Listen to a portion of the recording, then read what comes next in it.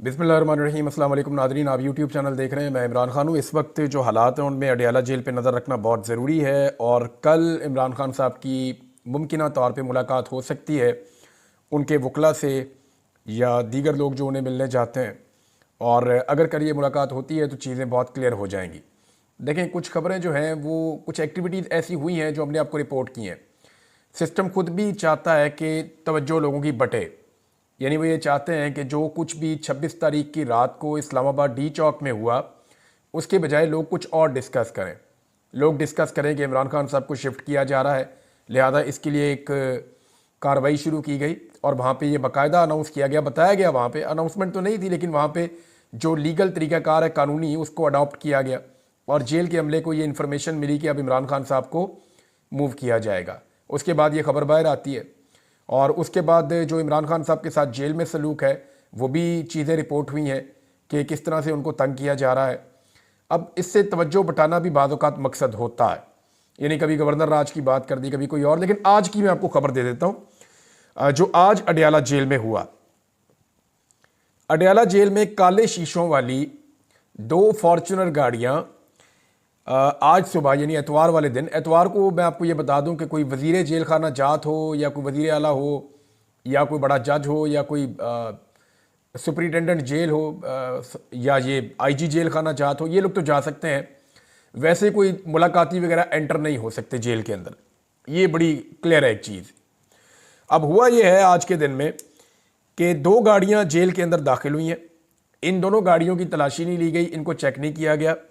ये दोनों गाड़ियां काले शीशों वाली थी और दोनों गाड़ियां फॉर्चूनर गाड़ियां थी।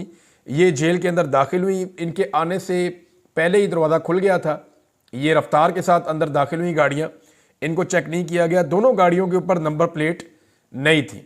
7 से 8 लोग कुछ फाइलें वगैरह लेकर गाड़ियों में से उतरे और वो अंदर चले गए जेल में, जबकि जो 2 ड्राइवर थे वो गाड़ियों के अंदर मौजूद रहे हैं। अब तकरीबन जो इतला आई है, एक इतला ये है कि 6 घंटे के करीब और एक इतला ये है कि 2 बजे के बाद किसी वक्त ये गाड़ियां वहाँ से निकली दोबारा। हाँ, ये बात कंफर्म है कि जब ये गाड़ियां वहाँ से दोबारा निकली हैं चंद घंटे या कई घंटे रहने के बाद, तो ये बड़ी रफ्तार में वहाँ से निकली हैं और इनके बाहर आने से पहले दरवाजे खुल गए थे और ये गाड़ियाँ बड़ी रफ्तार में वहाँ से निकली और सीधी गायब हो गई, नज़रों से ओझल हो गई।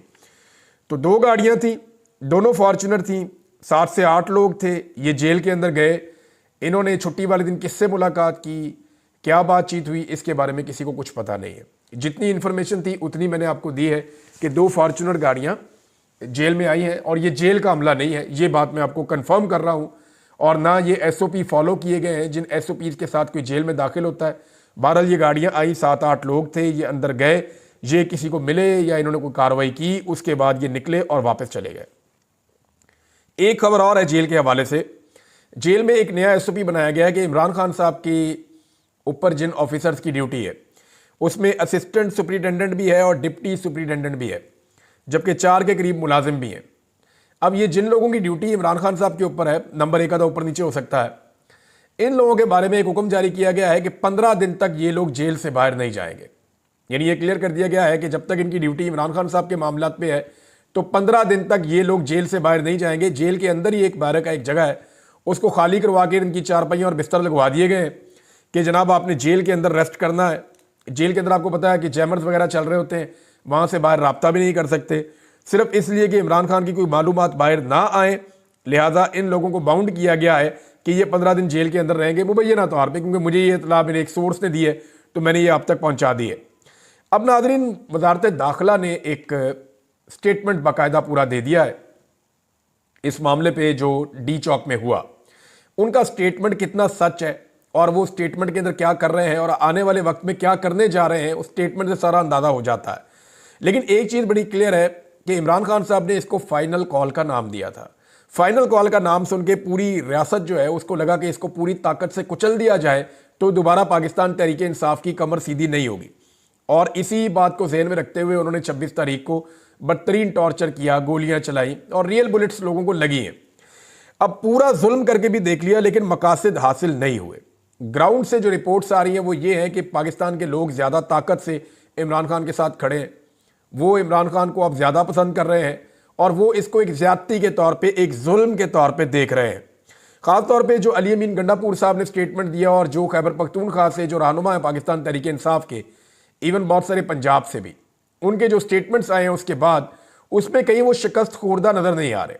वो ये कह रहे हैं कि हमें हिकमत अमली के तहत बुशरा बीबी को वहाँ से निकालना पड़ा, खुद भी वहाँ से निकलना पड़ा, तो एक बड़ी मुश्किल सूरत हाल थी हमारे लिए और हमारे कारकुनों के लिए, क्योंकि हम में से कोई भी ये तवक्को नहीं कर रहा था कि हमारे ऊपर गोलियां बरसा दी जाएगी। हमें इस बात का आइडिया था कि डंडे पड़ेंगे, इस बात का भी आइडिया था गिरफ्तारियां हो सकती हैं, ये भी हमें आइडिया था कि टॉर्चर, रबड़ बुलेट्स और आंसू गैस की शेलिंग, इन तमाम चीज़ों के लिए हम ज़हनी तौर पर तैयार होकर गए थे। लेकिन हमें यह नहीं पता था कि हमें असली गोलियां जो बॉर्डर पे चलती हैं या जो दहशतगर्दों के खिलाफ इस्तेमाल होती हैं या जराइम पेशा अफराद के खिलाफ इस्तेमाल होती हैं, वो गोलियां हमारे ऊपर चला दी जाएंगी। उसके बाद जो स्टेटमेंट दिए पाकिस्तान तहरीक इंसाफ में, उसमें वो डरे हुए नहीं लगे।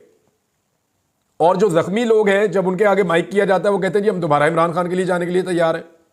यानी हमने गोलियां ज़रूर खाई हैं, हम ज़रूर जख्मी हुए हैं, लेकिन हम दोबारा इमरान खान के लिए कुर्बानी देने के लिए तैयार हैं।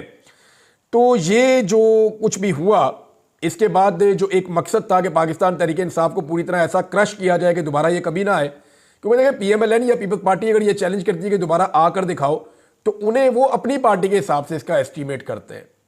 उन्हें ये लगता है कि अगर हमारी पार्टी को इतनी मार पड़ती तो कभी दोबारा ना आती। वैसे आपकी पार्टी इतना मार खाती भी ना नवाज शरीफ के लिए या जरदारी के लिए, इस वक्त वो बेनज़ीर भुट्टो थी जिसके लिए लोग मार खा लेते थे। नवाज शरीफ साहब ने तो अपनी इज्जत खुद खराब कर ली है, बार बार डीलें कर करके लोगों को इनकलाब पे लगा के मियाँ साहब डील कर लेते हैं हर दफ़ा। कभी इनके प्लेटलेट्स कम हो जाते हैं, कभी इनको जेल के मच्छर तंग करते हैं, हमेशा ये डील करके पाकिस्तान से बाहर भाग जाते हैं। आज एक ऐसा आदमी है जिसके साथ अवाम खड़ी है जो डील नहीं कर रहा और किसी किस्म का कंप्रोमाइज़ नहीं कर रहा। तहरीक इंसाफ के लोगों ने और अली अमीन गंडापुर ने, बाकी लोगों ने एक सवाल उठाया। उन्होंने कहा जी आइंदा अगर हम पुरअमन एहतजाज के लिए आना चाहें तो अपने साथ हम क्या लेकर आए अपनी हिफाजत के लिए।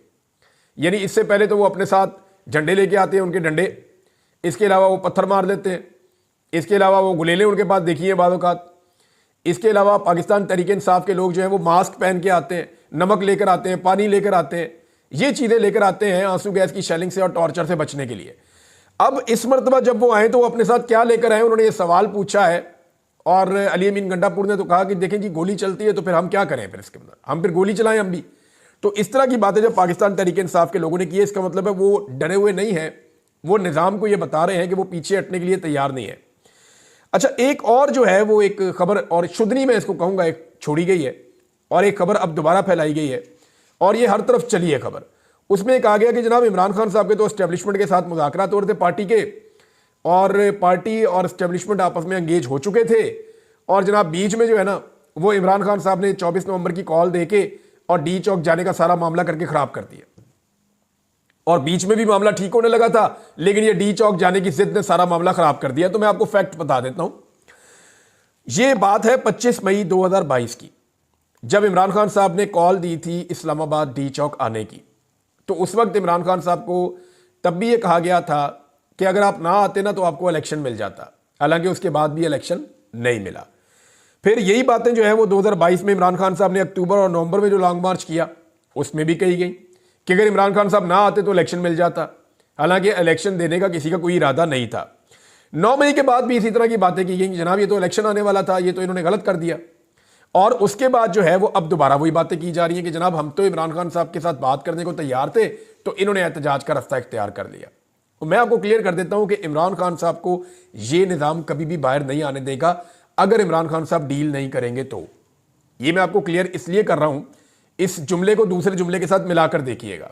ये अकेला जुमला आपको बहुत अजीब लगेगा, हो सकता है कोई जो है वो एडिट करके इसको लगा भी दे, बहुत ही बेशर्म लोग भी हैं। लेकिन मैं आपको ये बता देता हूं कि वो इसलिए कि ये सिस्टम इमरान खान को अपने लिए खतरा समझता है। उन्हें लगता है कि इमरान खान आकर सिस्टम को ऐसा बदल देगा या सिस्टम के लिए ऐसा चैलेंज बन देगा कि जितने भी लोग सिस्टम के बेनिफिशरी हैं वो सारे मुतासर हो जाएंगे। लिहाजा वो चाहते हैं कि इमरान खान उनके तरीके से बाहर आए, अपने आप को तब्दील कर दे। लेकिन इमरान खान साहब ने अपने आप को तब्दील करने से इनकार कर दिया है। अब इमरान खान साहब बाहर कैसे आएंगे? तो उसका जो सादा जवाब है वो ये है कि अंदरूनी और बैरूनी दबाव के नतीजे में ही इमरान खान साहब अब बाहर आ सकते हैं। अब जो कुछ भी नाज़रीन खबरें आपको मिल रही है ना, इनमें ज्यादातर खबरें वो हैं जो 26 नवंबर को जो कुछ भी इस्लामाबाद में हुआ उस पर पर्दा डालने की कोशिशें हैं। नंबर 1, कभी कहा जाता है जी गवर्नर राज लगा दिया जाएगा ताकि सबकी तवज्जो उधर हो जाए। कभी कहा जाता है जी पाकिस्तान तहरीक इंसाफ पर पाबंदी लगा दी जाएगी ताकि सबकी तवज्जो उधर हो जाए। भाई गवर्नर राज लगाना है तो कौन से अली अमीन गंडापुर के पास बहुत ज़्यादा इख्तियारात हैं, बहुत ही थोड़े से इख्तियारात हैं, वो भी ले लें, फ़र्क कोई नहीं पड़ता। दूसरा, पाकिस्तान तहरीक इंसाफ पर पाबंदी लगा दें। पहले कौन सा पाकिस्तान तहरीक इंसाफ आज़ाद फिर रही है, या वो इलेक्शन लड़ रही है, या उनके पास उनका बल्ले का निशान है, पाबंदी तो उन पर वैसे ही है। तीसरा, इमरान खान साहब को जी शिफ्ट किया जाएगा एक और जगह पे, इससे ज़्यादा सख्ती क्या की जाएगी? छोटे से सेल में इमरान खान को रखा हुआ है, लोगों से मिलने की उनको इजाज़त नहीं मिलती, अपनी मर्जी से वो मुलाकातें नहीं कर सकते, जब दिल करता है उनकी लाइट बंद कर देते हैं, उनको अजियत देते हैं, उनकी सर्दी के अंदर शीटें तक फाड़ दी हैं। जब ये सारी चीज़ें इमरान खान के साथ यहाँ हो रही है तो कहीं और शिफ्ट करके क्या हो जाएगा, और इसका इंपैक्ट इंटरनेशनली बहुत बड़ा आएगा। ये सब कुछ इसलिए किया जाता है ताकि पाकिस्तान तहरीक इंसाफ के लोगों की तवज्जो हट जाए और लोग इसके ऊपर ज़्यादा बात करें। 26 नवंबर की रात को जो कुछ भी हुआ उससे जान छूट जाए। अब देखें ना, गवर्नर राज की बात करते हैं। 1999 में पाकिस्तान मुस्लिम लीग नून ने यह प्लान किया था और सिंध के अंदर इसको अप्लाई करके देखा था। उसका यह इंपैक्ट आया कि आज तक नून लीग सिंध के अंदर खड़ी नहीं हो सकी दोबारा। पीपल्स पार्टी ने 2009 में करके देखा था, पंजाब में गवर्नर राज लगा के, सलमान तासीर साहब थे गवर्नर। आज तक पीपल्स पार्टी पंजाब में दोबारा खड़ी नहीं हो सकी। तो खैबर पख्तूनख्वा में तो ये दोनों की अभी भी 10% से कम नुमाइंदगी है। ये दोनों जमातें मिलकर वहां 10% भी नहीं है। ये दोनों मिलकर पूरा जोर लगा लें, गवर्नर राज लगाएंगे, ये जो 10% इनके पास 10% से कम है, ये 1% भी नहीं बचेगा। ये बिल्कुल ही बर्बाद हो जाएंगे। गवर्नर रूल एक ऐसी चीज है, जिस हुकूमत ने जिस सूबे में लगाया उस हुकूमत का उस सूबे में सफाया, और ये माजी की एक मिसाल है। ये शाहिद खाकान अब्बासी साहब ने कहा कि हम अगर ना लगाते गवर्नर राज सिंध के अंदर 90s में, तो PMLN सिंध के अंदर ऊपर जा रही थी, लेकिन जैसे ही गवर्नर राज लगाया उसके बाद से लेकर आज तक हम खड़े नहीं हो सके। पीपल्स पार्टी जो है उसके बगैर पंजाब में हुकूमत नहीं बन रही थी। नून लीग की बड़ी तगड़ी पार्टी थी पीपल्स पार्टी पंजाब में, सेंट्रल पंजाब से जीतती थी, अपर पंजाब से जीतती थी, जुनूबी पंजाब से जीतती थी। लेकिन फिर पीपल्स पार्टी ने यहां पे गवर्नर राज लगाया, उसके बाद से लेकर अब तक पीपल्स पार्टी के पल्ले कख नहीं है यहां पे। तो ये तो शाहिद खाकान अब्बासी साहब ने भी इसकी गवाही दी है। अब जरा नाज़रीन स्टेटमेंट आप देख लें, वज़ारत दाखिला का जो स्टेटमेंट है वो बहुत इंपॉर्टेंट है और उससे बात आगे बढ़ेगी। पहले तो वज़ारत दाखिला ने कहा कि PTI की जो सोशल मीडिया मुहिम है पाकिस्तान में इंतशार, बदअमनी और तफरकाबाजी को फ़रोग दे रही है। मैंने आपको पहले कहा कि सोशल मीडिया और ओवरसीज़ पाकिस्तानी, ये दो चीज़ें बहुत बड़ी प्रॉब्लम है मौजूदा रजीम के लिए कि ये इनसे कंट्रोल नहीं हो रहे। अंदरूने और बैरून मुल्क ऐसे अनासर का मुतल्लका कवानीन के तहत एहतसाब किया जाएगा। पुरअमन मुजाहिरीन से 18 खुदकार हथियारों समेत 39 मौलिक हथियार बरामद हुए हैं, पकड़े गए हैं। शरपसंदों में 3 दर्जन से जायद गैर मुल्की उजरती शामिल है। जितना इंटरनेशनल मीडिया था उन सारों ने यह कन्फर्म किया कि किसी के पास हथियार नहीं था। इवन अली अमीन गंडापुर के साथ जो सिक्योरिटी थी उनको भी हथियार कैरी करने की, साथ हाथ में रखने की इजाज़त नहीं थी। अब पता नहीं इन्होंने ये हथियार कहाँ से पकड़े हैं, वो मैं आपको बता देता हूँ। इस्लामाबाद में बड़े लंबे अरसे से क्रैकडाउन चल रहा है, अफगानियों के ऊपर क्रैकडाउन चल रहा है। अफगानी आपको पता है रहते हैं वहाँ पे, को कुछ अफगानी गिरफ्तार किए गए हैं, कुछ दूसरे लोग गिरफ्तार किए गए हैं, कुछ जराइम पेशा लोग पहले जो गिरफ्तार किए गए थे वो सारा कुछ अब पाकिस्तान तहरीक इंसाफ के खाते में डाला जा रहा है। यानी हर गिरफ्तारी, हर चीज़ को लाके तहरीक इंसाफ के खाते के अंदर फिट किया जा रहा है। उन्होंने कहा जी वज़ीर आला खैबर पख्तूनख्वा ने सूबाई असम्बली को इदारों के खिलाफ बेबुनियाद इश्तियाल अंगेज बयानात के लिए इस्तेमाल किया है। वो जो कुछ उनके साथ हुआ, उन्होंने रोना पिटना किया अपनी खैबर पख्तूनख्वा की असम्बली में, ये उसके ऊपर जनाब स्टेटमेंट है। फिर उन्होंने कहा जी हमने मुजाहिरीन को कहा था कि आप संजानी में आ जाएं और वहां पे आके आप कर लें, लेकिन उन्होंने हमारी बात नहीं मानी और इस्लामाबाद के रेड जोन में दाखिल होकर कानून की खिलाफ वर्जी की है। फिर साथ ये कहा कि सख्त गिर 1500 शरपसंद बराह रास्त मफरूर इश्तिहारी मुराद सईद के मातहत सरगर्म थे। ये अब आप ध्यान में रखें कि मुराद सईद का नाम यहां पे आ गया, हालांकि इस एहतजाज में कहीं पे भी मुराद सईद नजर नहीं आए। दूसरा, एक और इन्होंने बात जो है वो क्लेम किया कि जो लॉ इन्फोर्समेंट हैं उन्होंने, वो ये कह रहे हैं कि किसी किस्म का गन इस्तेमाल नहीं की, जो रियल बुलेट है उसको यूज नहीं किया। वो आगे चल के मैं आपको बताता हूं। लेकिन वो कह रहे हैं जी मुजाहिरीन जो हैं उनके पास बहुत सारा असला था और उन्होंने गोलियां भी चलाई, आंसू गैस भी चलाई और कीलों वाली लाठियों का भी उन्होंने इस्तेमाल किया। और उनका क्लेम है जी पुलिस वाले जख्मी हुए। लेकिन जो अस्पतालों से रिपोर्ट आई है, इंटरनेशनल मीडिया ने रिपोर्ट किया, उनके मुताबिक 4 पुलिस वाले जख्मी होकर आए थे जो ठीक होकर वापस चले गए, एक भी रेंजर वाला जख्मी होकर नहीं आया। अच्छा, ये कह रहे हैं जी 1500 शरपसंद बराह रास्त मफरूर इश्तिहारी मुराद सईद के मातहत काम कर रहे थे। मुराद सईद खुद भी हमरा था और इस ग्रोह ने अस्करियत पसंदाना हिकमत अमली का इस्तेमाल करते हुए कानून नाफिज करने वाले एहलकारों पर हमला किया। ये अपनी FIR या अपना सारा जो मामला है उसको खुद ही मशकूक बना रहे हैं। मुराद सईद पाकिस्तान तहरीक इंसाफ में एक मकबूल तरीन आदमी है, यानी उसकी मकबूलियत किसी तौर भी वज़ीर आला खैबर पख्तूनख्वा से कम नहीं है। मुराद सईद की सब लोग जानते हैं, ढकी चुपी बात नहीं है। अगर मुराद सईद साथ होता तो उसकी हज़ारों नहीं लाखों वीडियोज़ अब तक आ चुकी होती। मुराद सईद तो साथ था ही नहीं, अगर वो साथ होता तो उसकी बेशुमार वीडियोज़ आ जाती। अब वज़ीर इत्तलाआत ने क्लेम किया है कि मुराद सईद जो है वो CM हाउस में है, पेशावर में, उन्होंने वहाँ पनाह दी हुई है। तो अगर वो CM हाउस पेशावर में है और वहाँ पनाह दी हुई है तो ज़रूर कार्रवाई करनी चाहिए, जाके वहाँ छापा मारे, वहाँ से मुराद सईद को बरामद करें। और दूसरी बात ये, इसका सबूत क्या है अता तारड़ के पास, क्योंकि वो तो हर चीज़ का सबूत मांगते हैं ना, वीडियो प्रूफ। वो ये कहते हैं जी गोली चलते हुए भी वीडियो दिखाओ, गोली गुजरते हुए भी वीडियो दिखाओ, गोली लगते हुए भी वीडियो दिखाओ, बंदा जख्मी हुआ है, वो जगह पूरा, वो हॉलीवुड की फिल्म नहीं बन रही है अता तारड़ साहब, ये रियल बुलेट्स चल रही हैं, यहाँ बंदे मर रहे हैं, बंदे जख्मी हो रहे हैं, यहाँ फिल्म साजी नहीं हो रही।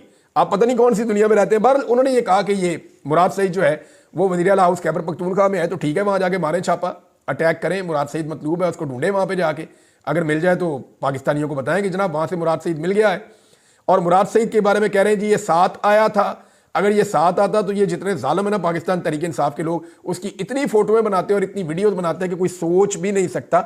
मेरा नहीं ख्याल कि मुराद सईद आया था, क्योंकि मुराद सईद को जो है वो सख्ती से मना किया गया, उसको ये कहा गया कि आपने सामने नहीं आना, आपकी जान को खतरा है। वो पॉलिटिकल आदमी है। अब उसके मामलात ये हैं कि मुराद सईद हो गया, मैंने पहले भी आपको बताया था कि मुराद सईद के बारे में, कासिम सूरी के बारे में, और एक अटक से हैं जुल्फी बुखारी, उनके बारे में ये है कि उनका सामने आना मुश्किल है इन हालात में। और भी कुछ लोग हैं, लेकिन ये 3 लोग मैंने आपको पहले भी बताए थे।